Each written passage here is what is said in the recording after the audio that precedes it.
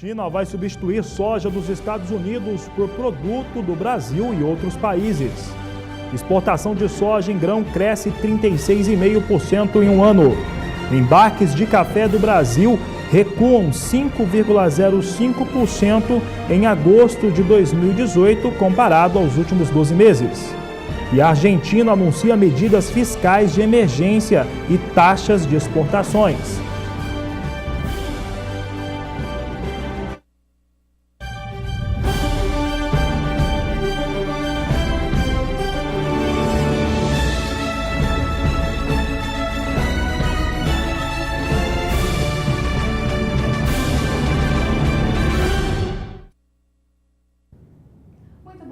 Para você que está ligado aqui na programação do Canal do Boi. Começamos esta edição do Agricultura BR falando sobre o dólar. O dólar opera em alta com o cenário exterior e com a corrida eleitoral. Boa tarde, Fabiano. Boa tarde, Carla. Uma boa tarde a todos. É isso mesmo, Carla. Olha só, o dólar hoje já chegou a testar R$ 4,19. Tem a disputa comercial Estados Unidos e China. Hoje vamos falar bastante sobre isso. Tem as questões dos países emergentes e tem a pesquisa do Ibope que será apresentada após o fechamento do mercado de hoje. E nós vamos acompanhar agora como está operando o dólar no mercado comercial.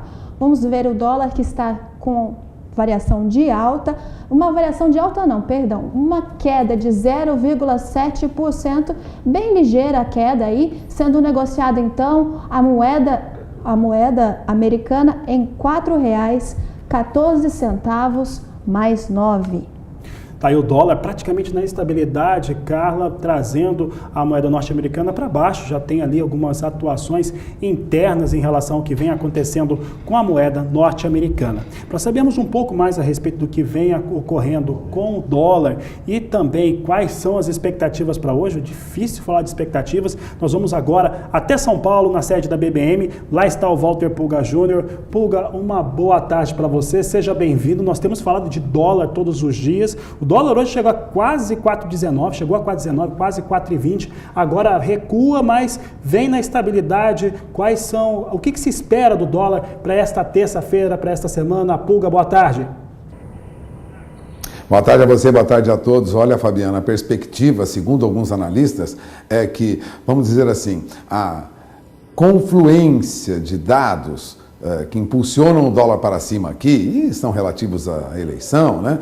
Podem se somar aos dados e informações que vêm do exterior. Isso levaria, na pior das hipóteses, é verdade, o dólar a R$ 4,50. Exageros à parte, o fato é que você lembrou muito bem, o dólar passou hoje de R$ 4,18, mas agora há pouco operava na faixa de R$ 4,17, subia pouco mais de 0,45%, quase 0,5% de alta. Bom, vale lembrar que o dólar já teve uma negociação na máxima do dia hoje a R$ 4,18 mais 26 e no mínimo foi negociado a R$ 4,16. A evolução dos negócios no mercado de câmbio seguem ao sabor, portanto, das eleições no Brasil, da perspectiva de mudanças ou não na economia brasileira, especulação em torno de quem ganharia a eleição e conduziria reformas ou não faria reformas econômicas no Brasil e também a expectativa com essa guerra comercial entre a China e Estados Unidos e também dos Estados Unidos com seus parceiros, como o Canadá, como o México e também a parceria com a Europa.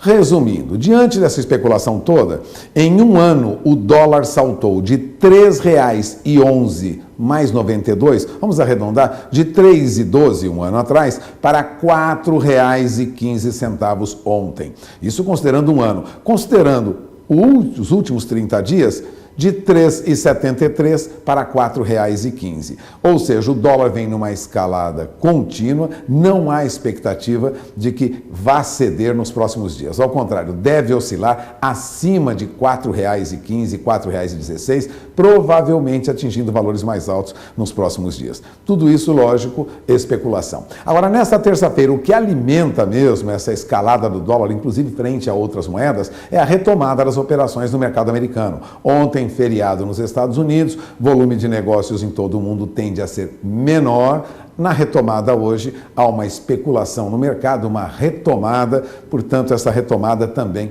estimula o mercado. Enquanto isso, nós temos aí a nossa Bolsa cedendo um pouquinho, a nossa Bolsa já cedia ontem 0,63%, mas mantinha a faixa dos 76 mil pontos, considerando como referência, lógico, o nosso índice Bovespa, que é o principal índice da Bolsa brasileira, né? Resumindo, o que nós temos é o mercado com perspectiva de continuidade de queda da Bolsa, com alta do dólar. A princípio é isso. Salvo oscilações de um dia a outro, o fato é que o dólar deve continuar sofrendo oscilações e oscilações para cima. Fabiano, é com você. Tá certo, Pulga. Pulga, continua conosco, que eu vou falar agora de um assunto que tem tudo a ver com o que o Pulga estava dizendo agora. Olha só, uma previsão nada otimista para os norte-americanos no que diz respeito ao mercado da soja, traz a seguinte afirmação. Os chineses, eles vão fazer aquisição de soja nesse ano, agora, a partir de agora, até 2019, basicamente do Brasil e também de outros fornecedores que não os norte-americanos.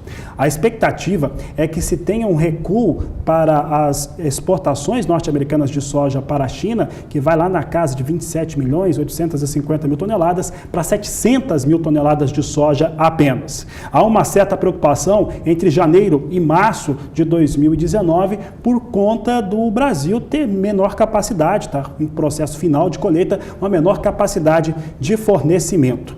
Nós vamos ver agora como é que ficam esses dados, esses números relacionados com soja, Estados Unidos, Brasil e China, e você vai ver que a expectativa desse representante dessa empresa chinesa aqui é que o Brasil venda apenas para a China 71 milhões e 60 mil toneladas de soja, é muita soja. Veja conosco aqui os dados em relação a Estados Unidos. A empresa é a Jinshan Group, uma empresa chinesa.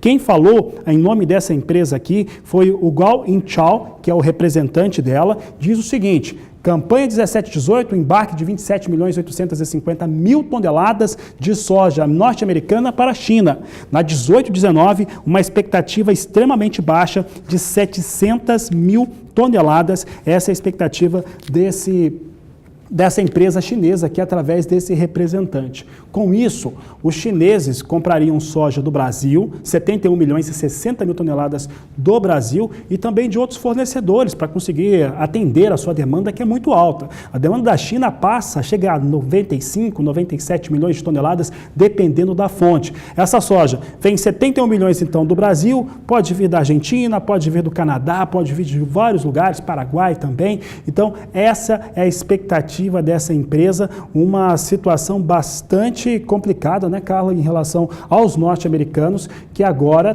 pedem a China como maior compradora. Aí está o pessoal da China falando mesmo, Pulga, que não vai comprar mais dos Estados Unidos. Mas não é só essa questão relacionada à China e compras externas, não é mesmo?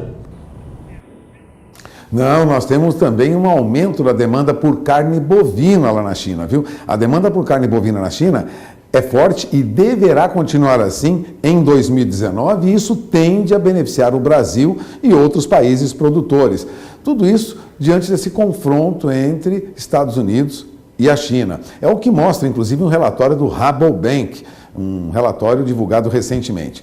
Há razões para isso, né? Diversos surtos de febre suína africana, e o jornal Valor Econômico destaca isso hoje, foram registrados nos últimos meses na China, que é o maior consumidor de carne suína, né? Se a propagação dessa doença, dessa febre, né, vamos dizer, febre suína africana continuar, a expectativa é de que haverá um aumento muito grande por compra de carne bovina, mesmo sendo uma carne mais cara, né? É o que afirmam os analistas do Rabobank. Aliás, as importações de carne bovina e de outras carnes também devem ocorrer no ano que vem. Então há uma expectativa que deve favorecer o Brasil. Bom, a China continua a se abrir a novos exportadores de carne nos últimos meses. Vários países da Europa, como Irlanda, Holanda, Dinamarca, a França e até o Reino Unido, obtiveram aprovação para exportar carne congelada para o mercado chinês. Bom, o primeiro carregamento de carne bovina da Irlanda chegou à China agora em julho passado, né? Além disso, 9 mil cabeças de gado bovino Angus chegaram recentemente do Uruguai para a China num projeto de reprodução que existe lá. Bom, Para se ter uma ideia, Fabiano, na Ásia, as importações de carne bovina feitas pelo Japão e pela Coreia do Sul também estão em alta, né? Os japoneses permitem agora a entrada de carne fresca da Argentina. Isso, lógico, abre as portas, né, para quem trabalha com carne bovina. Os volumes vendidos cresceram 8% nos últimos 8 meses deste ano. E segundo analistas do Rabobank, o consumo do mercado doméstico brasileiro, que aumentou 1% em 2017, pode crescer até 2% agora este ano. Portanto, nós teremos aí um mercado crescendo, né, para consumo de carne bovina, seja lá na China, seja aqui internamente. Então, o que nós temos é uma perspectiva positiva aí para a bovinocultura, de olho nessa guerra comercial. Se isso vai durar muito tempo, há uma dúvida. Recentemente, o ministro Blairo Maggi, em conversa conosco, acrescentava, né, e você participou dessa conversa, que haveria uma acomodação no mercado rapidamente. Não é o que estamos vendo, não, Fabiano? Semana após semana, as negociações são difíceis e daqui a pouco corre o risco aí de termos aí tarifação especial sobre 200 bilhões de dólares em produtos chineses que chegam aos Estados Unidos. É uma preocupação que ocorre em todo o mundo. Enquanto isso, para o Brasil, sinal positivo. É com você. Tá certo, Pulga, obrigado pela participação. Pulga volta durante a nossa programação aqui. É verdade, no final do mês de junho, o ministro Blairo Maggi, durante um evento em São Paulo, durante o Global Forum Agribusiness, conversava comigo, com Pulga, e falava que haveria essa ajeitação de mercado, que teria uma acomodação em relação a esses fatores do conflito comercial entre China e Estados Unidos, que evidentemente não é bom para ninguém. Acaba refletindo de maneira negativa no cenário comercial global. Entretanto, Pulga colocou ali muito bem colocado, está longe de ter solução, as tarifas continuam, inclusive elas aumentaram. Resumo da história, essa questão da carne aqui pode trazer um cenário novo que já está acontecendo para alguns países na Europa, mas pode trazer principalmente um cenário novo aqui para o Brasil. Em relação à soja, é uma representação, é uma empresa privada chinesa que traz uma perspectiva ruim para os norte-americanos e que, de certo modo, acaba sendo, pelo menos por volume de soja que vai sair do Brasil para a China, melhor. Portanto, chegando a mais de 71 milhões de toneladas, de acordo com essa empresa, campanha 18-19, os embarques de soja do Brasil.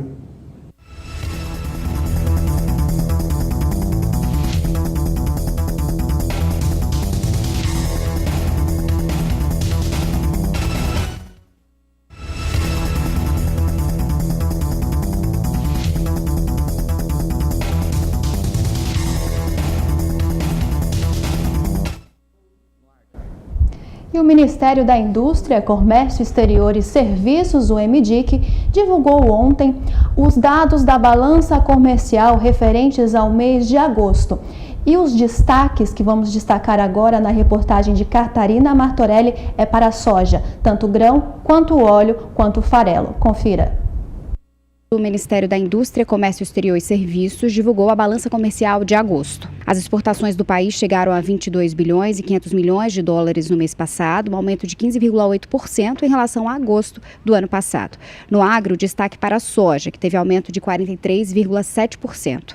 Em importações, o montante foi de 18 bilhões e 800 milhões de dólares, aumento de 35,3% em relação ao mês de agosto de 2017. No acumulado de janeiro a agosto, as exportações cresceram 8,3%. A soja em grão acumulou aumento de 19% devido ao aumento das quantidades e dos preços.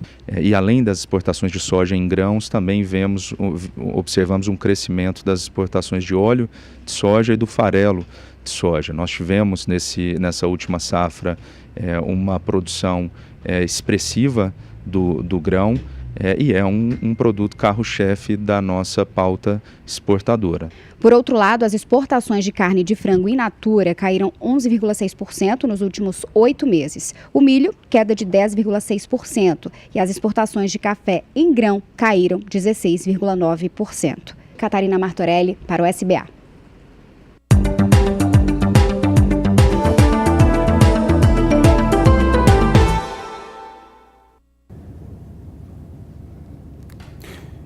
E esse começo do mês de setembro tem sido marcado com o anúncio de empresas privadas em torno de como que deve ser a safra brasileira 2018-2019. Hoje o Agricultura BR traz em destaque os números da consultoria FC Stone. A FC Stone prevê uma alta de 2% sobre as áreas de cultivo com soja na próxima safra brasileira. Esse aumento em relação à área deve ocorrer principalmente no centro-oeste e no estado do Rio Grande do Sul. Vamos ver os números em relação ao que vem acontecendo com a área de soja no Brasil, de acordo com a FC Stone. Veja só que a FC Stone já prevê uma área de quase 36 milhões de hectares, são 35.860.000 hectares ocupados com soja na campanha 18-19. Você tem aqui um aumento das intenções de plantio no centro-oeste e no Rio Grande do Sul, com um aumento de 2%, como você pode observar aqui no Agricultura BR. E veja só, se a campanha 17-18 no Brasil ela já é recorde, chegando a 119 milhões de toneladas, isso na visão geral, uma safra que já foi toda retirada dos campos, mas que chega a 119 milhões de toneladas, a próxima ela já parte de um princípio que será maior, chegando até 119 milhões 180 mil toneladas. A FC Stone já vai apontando para nova safra recorde. Se vier uma situação dessa a ser confirmada, o Brasil chega a 3 campanhas consecutivas, recordes com oleaginosa, e isso não é pouca coisa. Vamos ver conosco aqui como é que está esse cenário. Você está vendo aqui a produção de soja. É a primeira safra brasileira, evidentemente, a soja no Brasil se cultiva em primeira safra. Você vê aqui a campanha 17-18 chegando ao recorde de 119 milhões de toneladas e a perspectiva de ser superada na próxima safra, chegando a 119 milhões 180 mil toneladas, de acordo com a FC Stone brasileira. Você tem aqui a FC Stone trazendo aqui uma situação bastante interessante em relação ao que deve acontecer com a safra nacional de soja, dando aí uns 3.320 quilos e por hectare de produtividade, ou 3 toneladas 320 quilos, portanto, produtividade média ficando muito parecida com aquilo que aconteceu na campanha 2017-2018. E vamos falar agora sobre os preços praticados para a saca da soja nos principais portos do Brasil. A saca da soja tem aumentado nos portos, mas a gente não tem muita referência no dia anterior porque era feriado nos Estados Unidos. Mas com a recuperação do dólar vindo em alta, a saca da soja ela começa a ter um aumento. Então vamos ver como os preços praticados para a saca da soja, primeiro no Porto de Santos. A saca de 60 quilos da soja está sendo negociada a R$ 93,00 no Porto de Santos. Já no Porto de Paranaguá, a saca de 60 quilos da soja está sendo negociada então a R$ 95,00.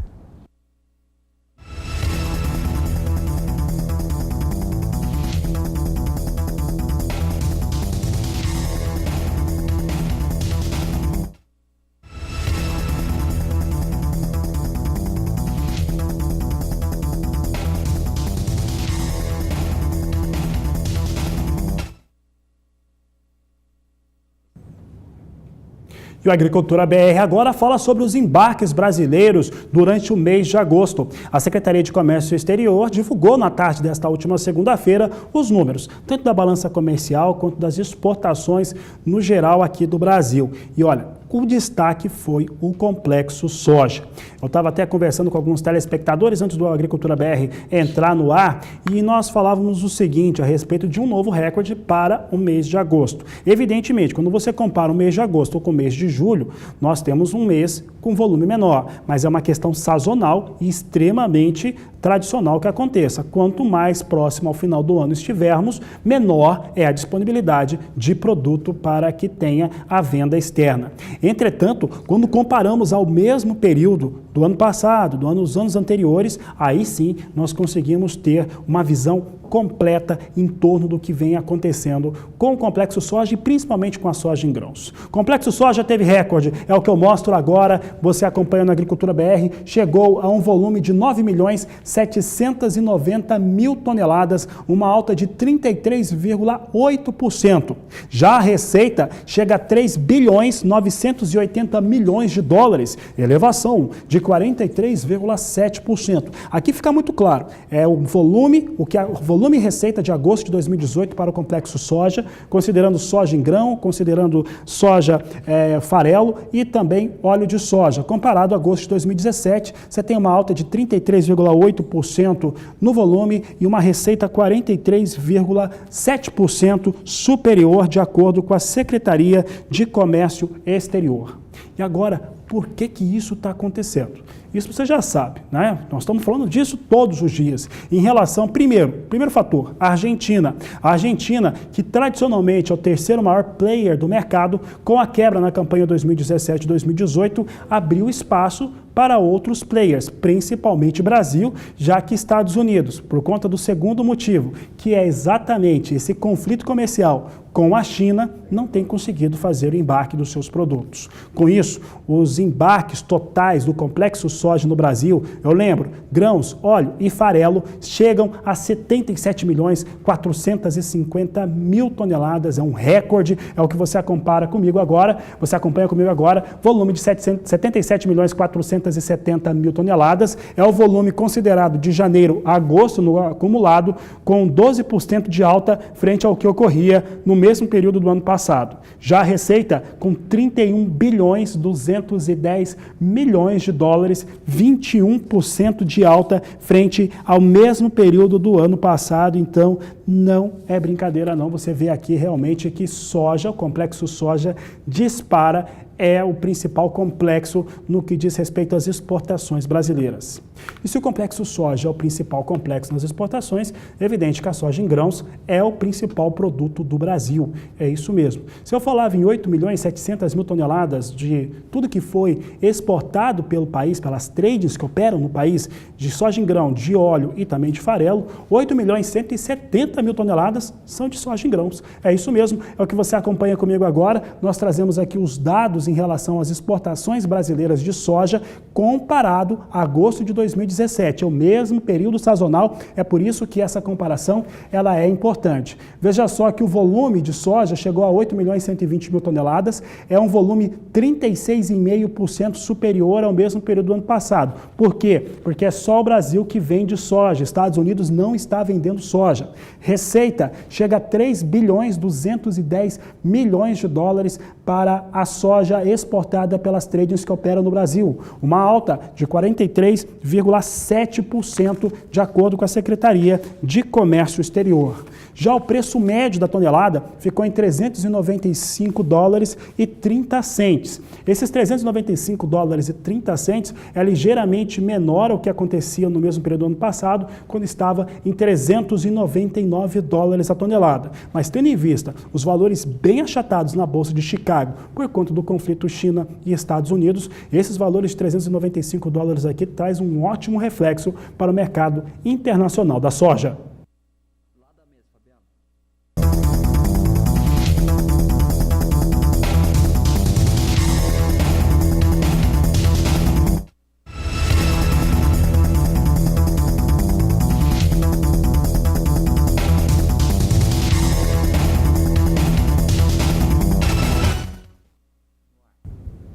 Já falamos bastante de soja, falei das questões que estão ligando Estados Unidos a Brasil, a China, está tudo interligado mesmo. Vamos saber agora como é que vem os negócios com soja em Chicago. Tem um final de semana prolongado, sábado, domingo e segunda-feira sem operação. Essa última segunda-feira foi feriado para os norte-americanos, foi o dia do trabalho. E você acompanha comigo como é que vem soja negociada neste momento. Você tem aqui soja na posição de setembro. As posições vão ganhando 5 centes de dólar. 5 centes de dólar agora nas posições de mais curto prazo representam cerca de 0,5%, pouco mais de 0,5% de alta para os negócios. Você tem aqui a posição de setembro a $8,38 mais 4 bushel, novembro $8,38 o bushel, janeiro $8,62 e março $8,74 por bushel. Depois desse final de semana prolongado, soja em Chicago opera em alta. E nós vamos agora para Somar Meteorologia, conversar com a Juliana Rezende, que traz o clima para as áreas de desenvolvimento de milho e soja nos Estados Unidos. Boa tarde, Juliana.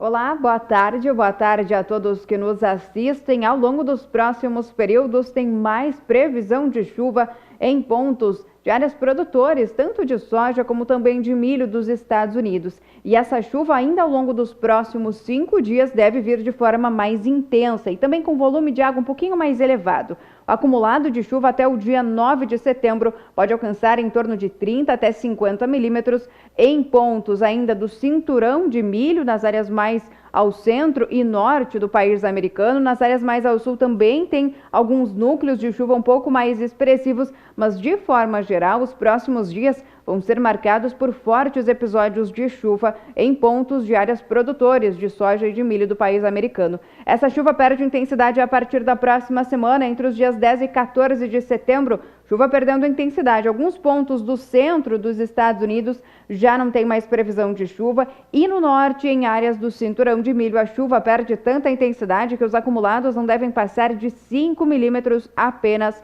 em 5 dias. Ainda chove com um pouco mais de intensidade em pontos do sul e da faixa leste dos Estados Unidos, onde o volume de água pode alcançar até 15 milímetros. A partir do terceiro e último período, entre os dias 15 e 19 de setembro, chuva ainda bastante abrangente. Dessa vez as instabilidades ainda seguem atuando nas principais áreas produtoras de soja e de milho do centro e do norte dos Estados Unidos, mas a chuva segue perdendo cada vez mais intensidade. E até meados do mês de setembro, tendência de instabilidades mais enfraquecidas, mas de forma geral, essa chuva ainda vai seguir atuando nas principais áreas produtoras de soja e de milho do país americano.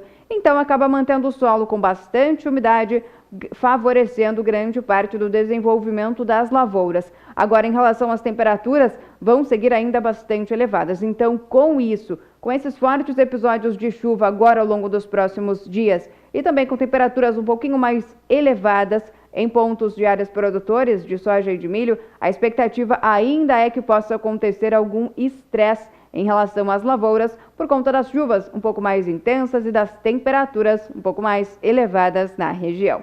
Daqui a pouco eu volto com mais previsão do tempo. Tá aí a Juliana Rezende, previsão do tempo você confere durante as edições do Agricultura BR. E você pode participar aqui com a gente enviando uma pergunta, uma foto ou um vídeo da sua produção pelo nosso WhatsApp, que é o 67996562266. Olha, nós vamos para o intervalo comercial, daqui a pouco a gente volta falando a respeito de milho.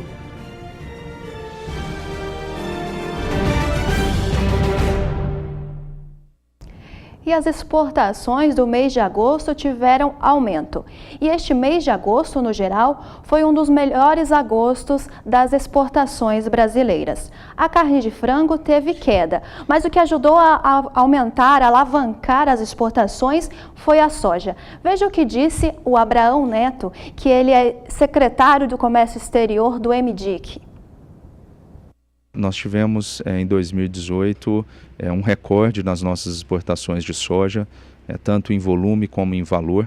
E além das exportações de soja em grãos, também observamos um crescimento das exportações de óleo de soja e do farelo de soja. Nós tivemos nessa última safra uma produção expressiva do grão, e é um produto carro-chefe da nossa pauta exportadora. Deverá terminar o ano com um resultado muito positivo. A questão do antidumping contribuiu para a questão da queda das exportações da carne de frango in natura?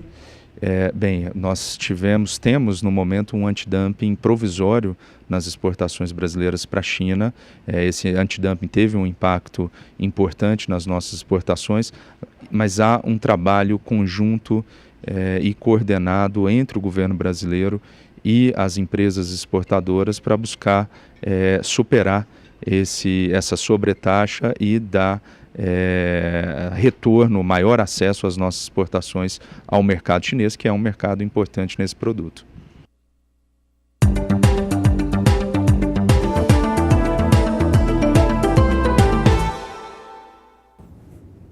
E o assunto por aqui agora é milho. E vamos falar da primeira estimativa para o milho de primeira safra na campanha 18-19, elaborada pela consultoria FC Stone.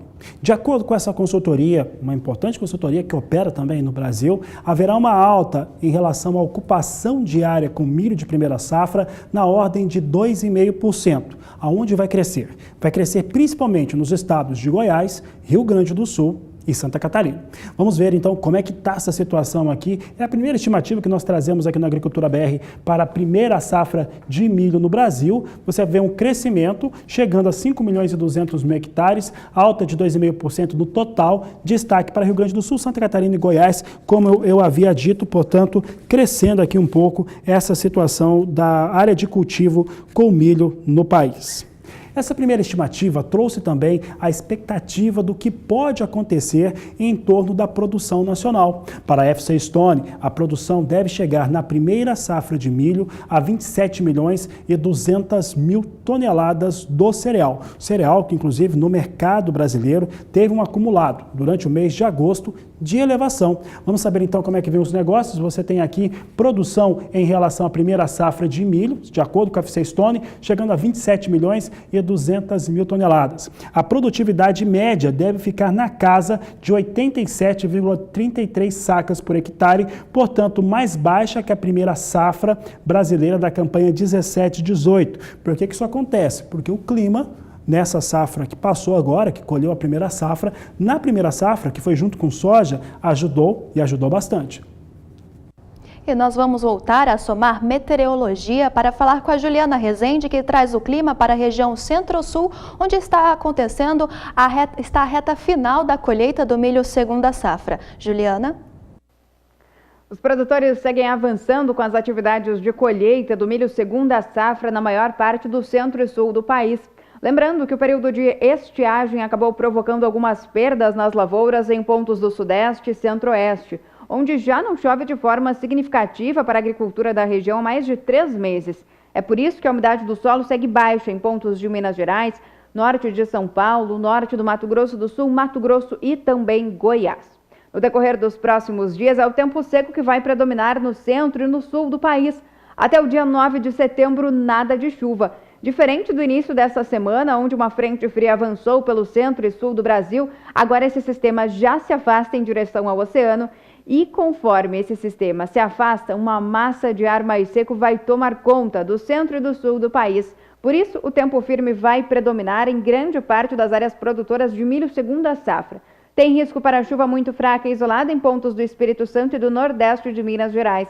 Já a partir do próximo período, volta a chover mais uma vez na região sul. Mas como vão ser pancadas muito localizadas e de fraca intensidade, não traz transtornos para os produtores de milho segunda safra. Ou seja, como é uma chuva bastante isolada, os acumulados são baixos, em torno de 5 milímetros são as pancadas entre o Rio Grande do Sul e Santa Catarina e, de forma geral, entre o Paraná até o Sudeste, tem risco de chuva somente na faixa litorânea, ou seja, a faixa leste dessa região, porque no interior do Brasil, tempo firme predominando, as temperaturas vão seguir subindo, principalmente na parte da tarde, a umidade também relativa do ar vai cair bastante. No decorrer do terceiro e último período, até os dias 19 de setembro, tendência de instabilidades agora ganhando intensidade no sul do Brasil. E conforme essa chuva ganha intensidade na região sul, o avanço de uma frente fria vai trazer mais chuva entre o sudeste e centro-oeste também. A chuva que chega entre São Paulo e Mato Grosso do Sul ainda é de forma mais fraca se comparada com a chuva da região sul, que é onde os acumulados são mais expressivos, em torno de 30 milímetros é o volume de chuva entre o Rio Grande do Sul e o Paraná. Entre São Paulo, Minas Gerais, toda a faixa leste da região sudeste, chuva um pouco mais fraca e os acumulados são baixos, não passam de 15 milímetros. Agora a chuva que chegar na região centro-oeste, bem mais fraca ainda, de forma irregular e mal distribuída.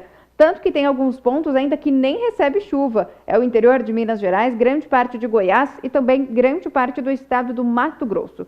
Então agora, ao longo desta e da próxima semana, tempo firme predominando nas principais áreas produtoras de milho segunda safra, a tendência é de que os produtores devam seguir avançando com as atividades de colheita nas lavouras e também até finalizar para os estados que já estão um pouco mais adiantados. É somente a partir do dia 15 e 16 de setembro que o avanço de uma frente fria pelo centro e sul do país vai voltar a espalhar chuva entre o sudeste e centro-oeste também. E aí sim, dessa maneira, os produtores ainda podem ter alguns transtornos de forma bem pontual e momentânea e as atividades no campo, como a colheita do milho segunda safra, pode até ter algumas paralisações somente em meados do mês de setembro. Daqui a pouco eu volto com mais previsão do tempo. Juliana, então daqui a pouco volta mais previsão por aqui. Aliás, daqui a pouco por aqui, Carla, nós vamos falar sobre café e sobre os embarques brasileiros durante o mês de agosto. E o Agricultura BR vai para um rápido intervalo comercial. Mas antes, fique com os parceiros do SBA. Com Fosfosal, o meu gado melhorou, o meu lucro aumentou e a vida sossegou. Bem-vindo à segunda temporada do Momento Fosfosal, o multimineral injetável que estimula o seu rebanho nos momentos de desafio da sua propriedade. E para essa temporada, preparamos para você uma série de depoimentos de pecuaristas por todo o Brasil que usaram e comprovaram a eficácia de Fosfosal, aumentando a lucratividade da fazenda. Acompanhe no vídeo. Na questão de adaptação para confinamento e no desenvolvimento desses animais também na fase de recria, que teve um diferencial visual, assim, né? Porque não teve uma medição exata, mas deu para perceber que teve um ganho visual, assim, que foi positivo. Os animais que usou o produto se adaptaram mais fácil, né? Na questão do confinamento, né? Após a fase da recria ali. Menos problema de estresse, os animais foram mais tranquilos para o coxo e resultando um melhor ganho de peso, né, nesses animais. O produto é válido, indico para outras pessoas usarem que vai ter benefícios e resultados com o produto. O uso do produto, a gente percebeu um melhor desenvolvimento nos animais, uma melhor aptidão para ganho de peso. Eu achei muito importante esse produto. Pode usar sem dúvida que é um produtaço. Entrada de animais em confinamento e adaptação de coxo. Esse era o desafio nessa propriedade. Bruno, explica pra gente qual o estresse gerado nessa situação e de que maneira a Fosfosal resolveu o problema. O Fosfosal é um multimineral injetável indicado nesses momentos de alto desafio, como por exemplo a entrada dos animais no confinamento. Os animais eles chegam numa realidade completamente diferente e precisam passar por uma adaptação no coxo. Então, com o Fosfosal, a gente entrega alguns minerais que são essenciais para o metabolismo do animal, facilitando esse processo de adaptação. Então, o animal fica mais produtivo e isso representa mais lucratividade para a fazenda. Obrigado, Bruno. Aumente o score corporal do seu rebanho também. Ligue 0800 847 2222 e peça Fosfosal, uma injeção de peso. Fosfosal, uma injeção de peso.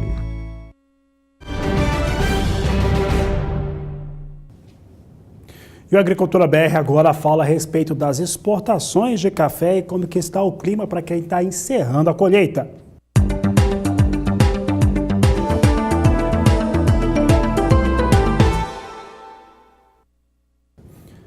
E as exportações brasileiras de café durante o mês de agosto totalizaram 2.256.000 sacas. É uma queda de 5,05% comparada ao mesmo período sazonal, portanto, agosto de 2017. Apesar de mostrar uma elevação quando comparado ao mês de julho, é o que garante os dados da Secretaria de Comércio Exterior apresentados na tarde desta última segunda-feira. Vamos ver agora como é que vem os números em relação ao café. Você tem aqui volume de 2.256.000 sacas que foram embarcadas pelas tradings que operam com café no Brasil durante o mês de agosto, queda de 5,05% quando comparado a agosto do ano passado.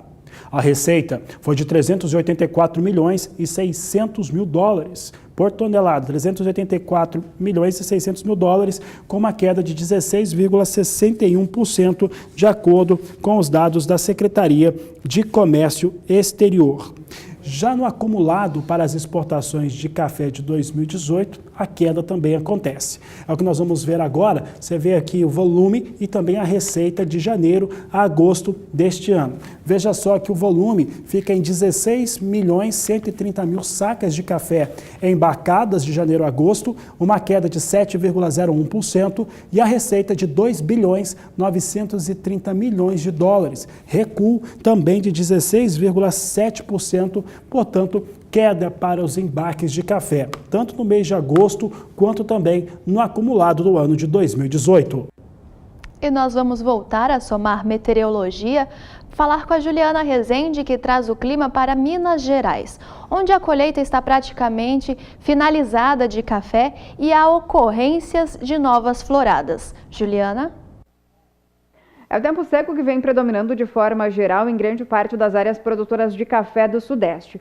Houveram alguns episódios de chuva em períodos anteriores, tanto que algumas lavouras tiveram até florada em pontos de Minas Gerais e do interior do estado de São Paulo. É por isso que as condições de umidade do solo aumentaram em áreas do oeste paulista, centro e leste do estado de São Paulo e até o sul de Minas Gerais. Os índices de umidade nessas regiões agora passam de 40% a 50%. Só que foi uma chuva bem pontual, não foi bem distribuída, tanto que alguns pontos do norte do estado de São Paulo, Triângulo Mineiro, centro e norte de Minas Gerais, não ocorreu essa chuva. O déficit hídrico do solo ainda persiste e, por outro lado, esse tempo mais seco beneficia os produtores que ainda estão em fase de colheita nos cafezais da região. Agora, ao longo dos próximos dias, tem previsão de tempo firme.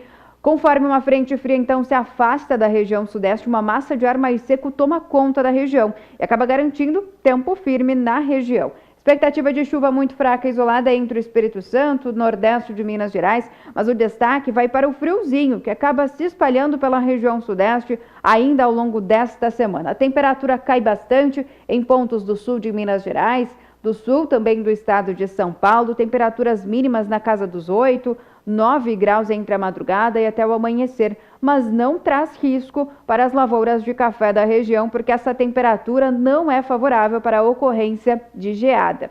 No decorrer da próxima semana, pouca mudança no tempo no sudeste. Entre os dias 10 e 14 de setembro, tempo firme predominando na maior parte do estado de São Paulo, Minas Gerais. É apenas a umidade que vem do oceano que acaba provocando pancadas de fraca intensidade em toda a faixa litorânea da região. Agora, em relação às temperaturas, como o céu ainda segue claro ao longo da madrugada e no início da manhã, a temperatura vai seguir ainda um pouquinho mais baixa em pontos do sul de Minas Gerais e do interior do estado de São Paulo, mas não vai ser agora aquele frio tão intenso que ainda deve garantir ao longo desta semana na região. As temperaturas mínimas já aumentam um pouquinho mais, ficam na casa dos 11, 12 graus. E no decorrer dos próximos períodos, meados do dia 15 e 16 de setembro, é que volta a chover na região sudeste, trazendo um cenário um pouco mais otimista, principalmente para algumas lavouras que já aconteceu até a florada. Mas, por outro lado, para os produtores que ainda devem estar em fase de colheita nos cafezais da região,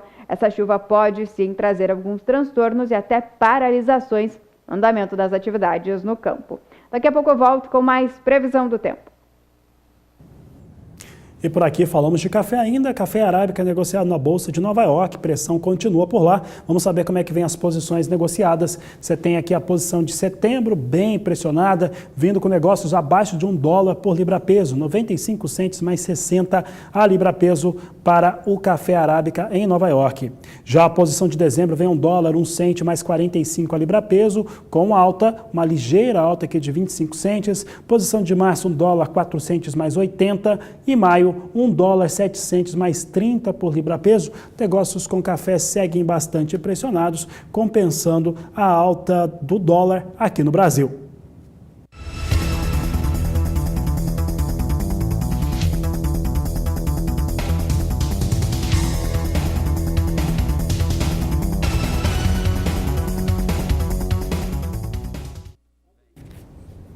E o Agricultura BR vai para um rápido intervalo comercial.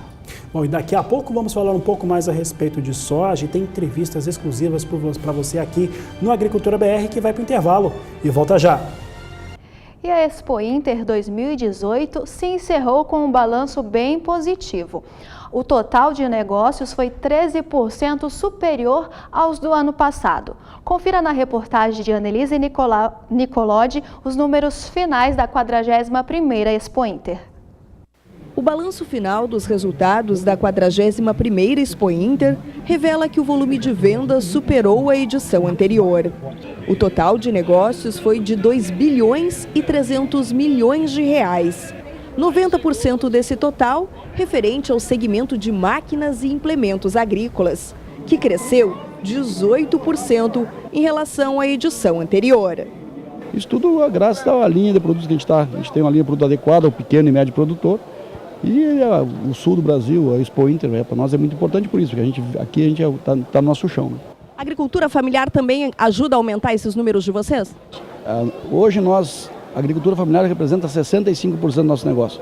Então hoje nós somos a empresa que tem o maior número de produtos cadastrados no Mais Alimentos. Nós somos em torno de 30 tratores ou modelos ou versões de tratores cadastrados no Mais Alimentos e impulsiona muito a nossa venda.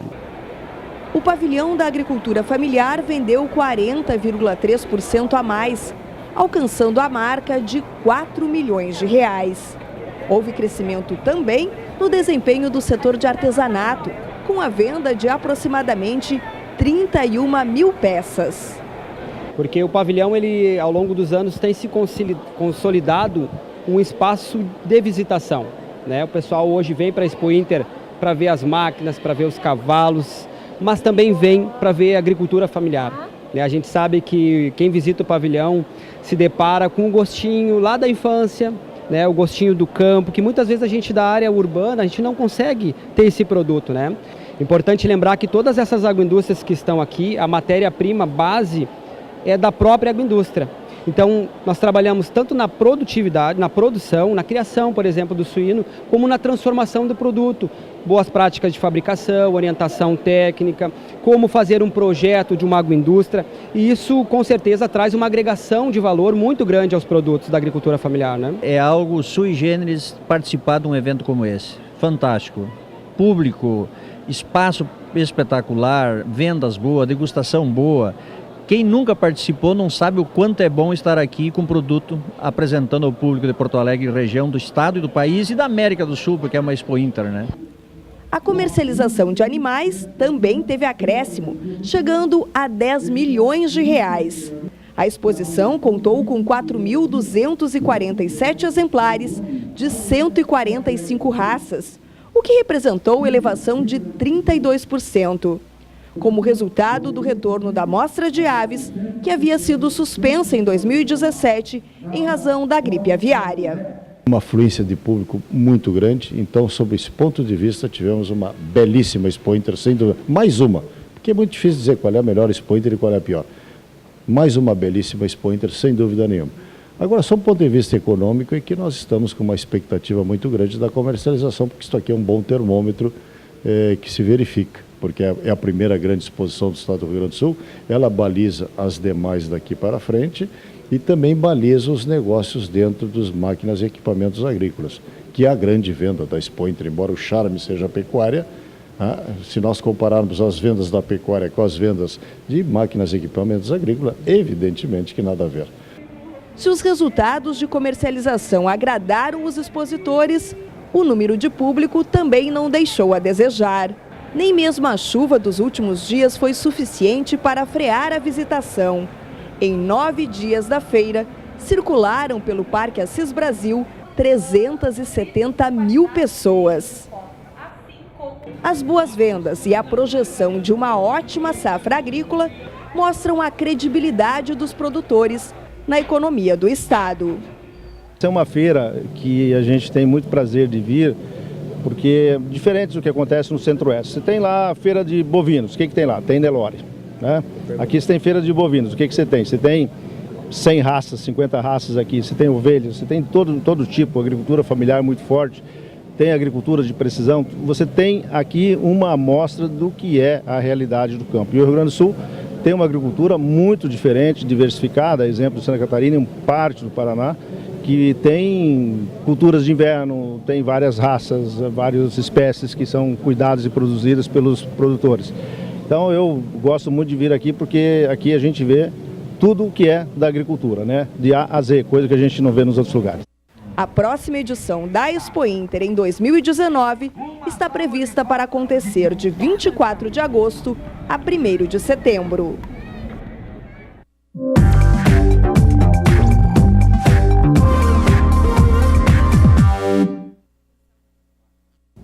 E a participação do Agricultura BR Responde de hoje é lá da Bahia. Vamos ver a pergunta do nosso telespectador do município de Euclides da Cunha, lá na Bahia, o João José. Ele pergunta o seguinte: gostaria que os senhores passassem a previsão para a minha cidade, pois a situação já é preocupante. Bom, tá aí o telespectador de Euclides da Cunha, né? Tem uma cidade com o nome de um baluarte da literatura brasileira e com preocupação em relação ao clima, porque por lá não chove já há algum tempo. Quem responde, então, João José, é a Juliana Rezende, que nos fala um pouco a respeito da previsão do tempo para a sua região. Respondendo à dúvida do telespectador de Euclides da Cunha, na Bahia, que quer saber como que fica o tempo para a região dele, agora ao longo dos próximos períodos. Este mapa representa o período de estiagem que algumas áreas vêm enfrentando no estado da Bahia. O período de estiagem é mais longo em pontos do interior, onde passa de 100 a 150 dias. Na região de Euclides da Cunha, já faz 76 dias que não chove de forma significativa para a agricultura da região. Ou seja, é aquela chuva em que o acumulado supera 10 milímetros em 24 horas. É por isso que a umidade do solo segue um pouquinho mais elevada em toda a faixa leste do estado baiano. Para os próximos dias, tem mais previsão de chuva, principalmente nessa faixa leste. As instabilidades não conseguem avançar pelo interior. O tempo firme, então, predomina do centro a oeste da Bahia, mas tem previsão de chuva na região de Euclides da Cunha e em toda a faixa leste baiana. É a umidade que vem do oceano que acaba provocando essas nuvens de chuva mais carregadas e, por isso, segue ainda chovendo nessa região. A chuva é fraca, os acumulados não devem passar de 15 milímetros. A partir da próxima semana, entre os dias 10 e 14 de setembro, a chuva enfraquece em toda a faixa leste da Bahia. Então, os ventos que acabam trazendo um pouco mais de umidade do oceano perdem intensidade e as pancadas que aconteceram agora são muito fracas e irregulares. A chuva agora acaba não alcançando grande parte da região de Euclides da Cunha, tanto que, se acontecer, é uma chuva bem fraca e isolada. E essa tendência também vai seguir acontecendo até pelo menos o dia 19 de setembro. Chuva ainda bastante localizada na faixa leste litoral da Bahia e na região de Euclides da Cunha. Se acontecer, é uma chuva muito fraca e irregular, estão pancadas também com baixo volume de água. Então, durante as próximas semanas, até pelo menos a metade do mês de setembro, tem previsão de chuva na região de Euclides da Cunha. Essa chuva começa a se enfraquecer aos poucos, mas as pancadas ainda que acontecer são pancadas muito fracas e irregulares. Então, ainda tem previsão de chuva na região de Euclides da Cunha até meados da metade do mês de setembro. Hoje eu encerro por aqui a minha participação, mas amanhã eu volto com mais previsão do tempo. Até lá! Obrigada, Juliana Rezende. Está aí a resposta, João José. Deixamos aqui um forte abraço do Agricultura BR. E este é o Agricultura BR Responde. Se você quiser também participar conosco, envie uma pergunta para nós pelo nosso WhatsApp, que é o 67996562266.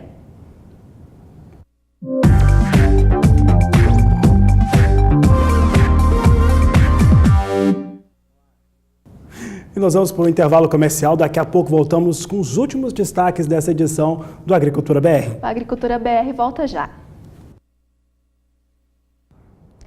E durante o Congresso Brasileiro de Ciência das Plantas Daninhas, o Fabiano Reis conversou com o pesquisador que falou sobre uma tecnologia que traz controle às pastagens. Confira. E falamos agora sobre tecnologias que são voltadas para as áreas de pastagem, principalmente para o fator de recuperação. Para falar sobre esse tema, eu converso agora com o pesquisador Neivaldo Cáceres, ele que é da área de pastagem da Corteva. Neivaldo, um prazer conversar contigo. E quais são os trabalhos, as ações que estão sendo feitas para o combate? Eu sei que a Corteva faz um lançamento nacional nesse próximo dia 4 de setembro. A gente vai adiantar um pouco do que vai ser lançado. Como é que esse produto age? Boa tarde. Okay. Boa tarde. A Corteva ela se caracteriza como uma empresa de inovação. Ela desenvolve a principal empresa que desenvolve tecnologia para a pecuária. E nós estamos agora, na semana que vem, lançando um produto novo, uma nova tecnologia, que a gente chama de tecnologia XT, que está trazendo um espectro de controle diferenciado de plantas em relação aos produtos que existem hoje no mercado. Ele vai estar atuando principalmente sobre pragas duras, né? Que a gente chama, o que são as pragas duras? São as plantas de difícil controle, né?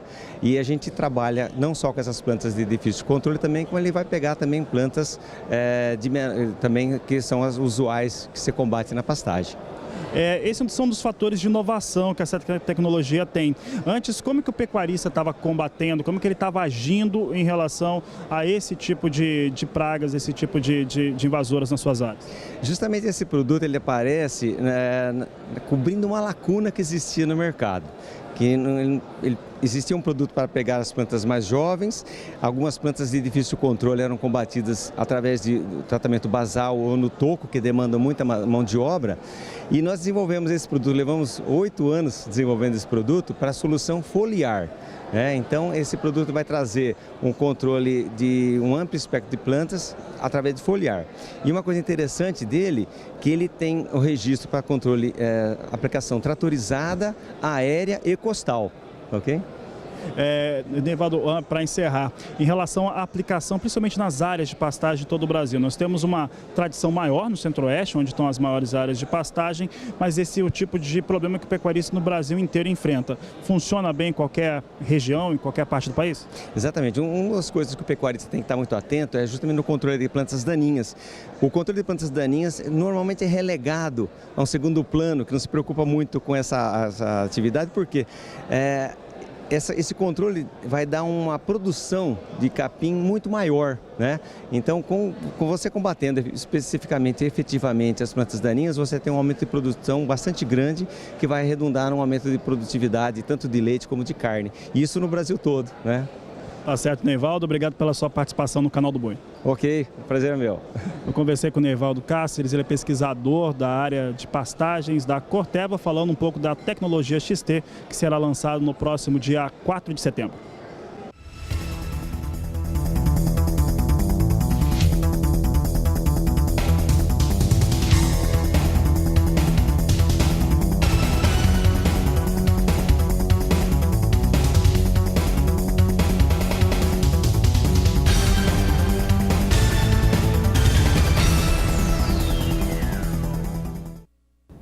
E a Agricultura BR vai para o último intervalo comercial dessa edição.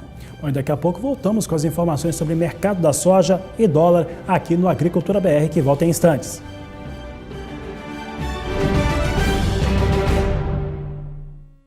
Momentos finais desta edição do Agricultura BR. Vamos saber agora como é que vem os negócios com soja em Chicago. Há poucas alterações em torno do que vem acontecendo com China e Estados Unidos, muito pelo contrário, ao endurecimento das relações comerciais entre os dois países, e já tem empresa, como destacávamos no começo dessa edição de Agricultura BR, empresas chinesas trazendo uma perspectiva de uma ampliação muito forte nas compras de soja do Brasil e praticamente o encerramento das aquisições junto aos norte-americanos. Depois de um feriado prolongado por lá, um final de semana maior, de 3 dias, foi feriado nesta segunda-feira, dia do trabalho nos Estados Unidos, os negócios com soja retomavam com alta. Vamos saber como é que vem as posições agora negociadas. Você tem aqui a posição de setembro, a $8,38 o bushel, novembro, 8,47, janeiro, 8,60, março, $8,72 por bushel. Posições vão subir entre 0,3% e 0,5% para a soja em Chicago. E o dólar começou essa terça-feira em alta a 4,19 no começo da sessão, de acordo com o cenário do exterior e as pesquisas de intenção de voto para Ibope, que deve ser encerrada depois do fechamento do mercado. Vamos ver como está operando a moeda americana neste momento.